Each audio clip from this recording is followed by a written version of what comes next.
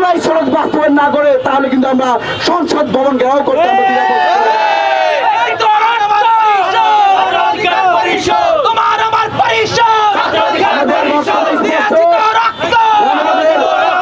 গণভোটের যে রায় এসেছে সে রায়ের প্রতি সম্মান দেখিয়ে শহীদদের আকাঙ্ক্ষার প্রতি সম্মান দেখে সরকার জুলাই সনদ বাস্তবায়ন করবে।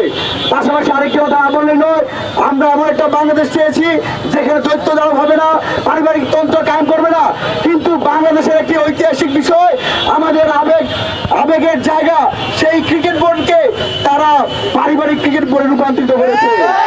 শেখ হাসিনা যেমন ক্রিকেট বোর্ডকে ধ্বংস করেছে, অন্তর্বর্তীকালীন সরকার সাবেক উপদেষ্টা আসিফ মাহমুদ যেমন তার নিজস্ব দলীয় লোকদের প্রত্যেককে যারা কমিটি দিয়েছে তারই ধারাবাহিকতায় বিএনপিও তার নেতাদেরকে সেই বিসিবিতে দায়িত্ব দেওয়া হয়েছে।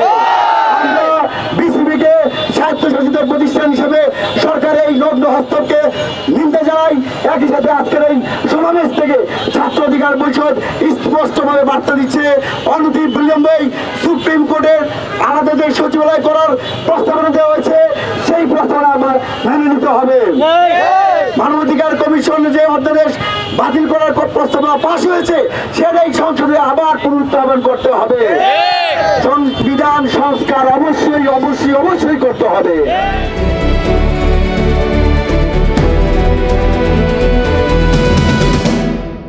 দিনাজপুর টিভি মানুষের জীবনের কথা বলে।